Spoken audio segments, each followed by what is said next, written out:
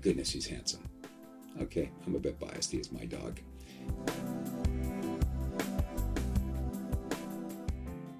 Hey everybody, welcome back to the channel. It's Mike Brown here with Remax in Toronto. Happy belated April Fool's Day.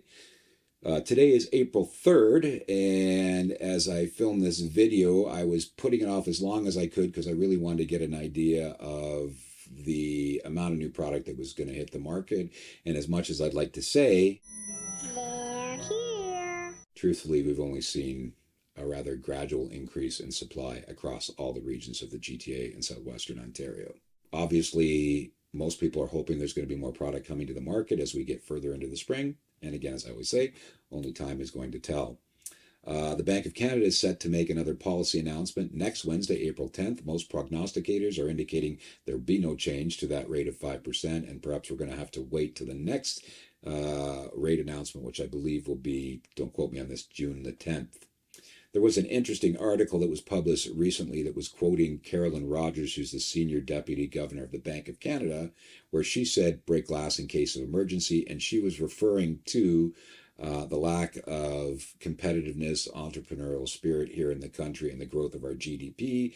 And I think it's something I've been feeling for quite some time now, not only since the pandemic broke and since it came to an end, but you can obviously see this through the inflationary pressures for groceries, real estate, and all the things that we're paying for here in Canada. I think a lot of that has to do with the concentration of our population being, specifically in two regions of the country.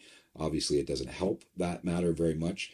And with that being said, I started doing a little research online, and I came across an article that was referencing the 2022 budget from Finance Minister Chrystia Freeland, where she was quoting, "If nothing changes, Canada will have the lowest productivity/annual growth in real GDP per capita from now until 2060 among the 38 developed nations who are part of the Organization for Economic Cooperation and Development.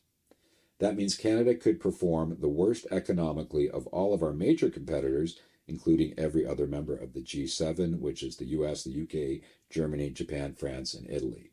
And keep in mind, a lot of this is lagging indicators. I think the reason they're saying 2060 is because if we don't get on this right now, it's going to take a very long time to correct this and increase our competitiveness globally and start increasing our GDP. Friedland described low productivity as the Achilles heel of the Canadian economy. We know that will increase inflationary pressure, and that it matters because strong economic growth guarantees the dreams of every parent that our children will be more prosperous than we are. As millions of Canadian families know, the dream has disappeared as they watch their children struggle to enter the workforce, establish careers, and find affordable housing. Truth is not always a pleasant thing. She also went on to say that low and declining productivity has been an issue for decades. I do believe that, and that it is something that the Trudeau government inherited rather than created. And again, I think that's true. However, I think it's time that our government starts to become more proactive in allowing people to start businesses, access money for these businesses, cut through the red tape and the time that it takes to start these businesses, and obviously create tax incentives as opposed to increased taxes for people who want to start businesses. I'm sure a lot of you saw this article. Some of you may have been aware of the situation organically, as I sort of feel I have been over the last 10 years. So I'm very curious to know if you have these feelings and what your thoughts are about them. And if you care to, please leave them in the comments. I'd be very anxious and interested to read your thoughts on that matter. We're quickly arriving at the 1-year anniversary of this channel, which was started June 1st of 2023. And with that in mind, I thought it was time that we set up an actual website for the channel where you'll be able to click on it in the description below, and you'll be able to access all the historical inventory numbers that I've been tracking since June 1st of 2023.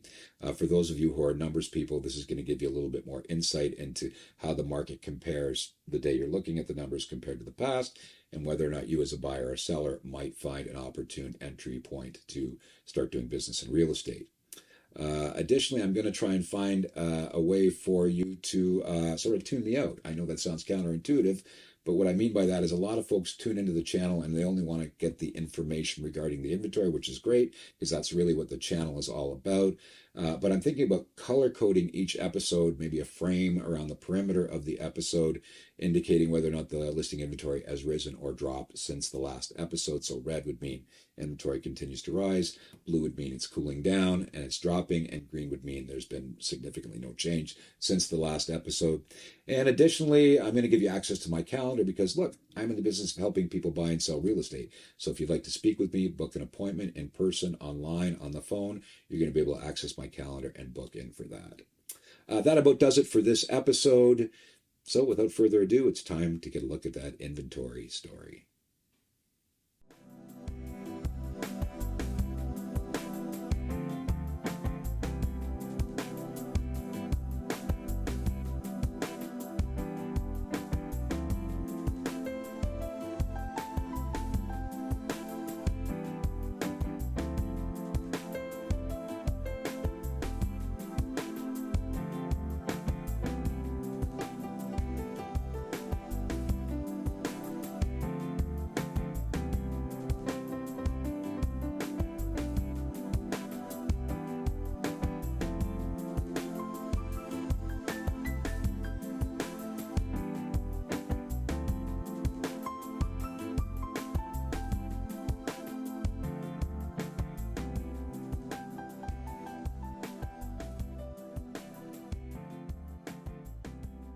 Hey everybody, once again, thanks for tuning into the channel.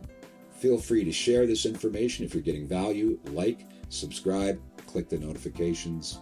And until the next episode, this is Mike Brown with Remax, trying to uncover the real state of real estate here in the GTA and Southwestern Ontario.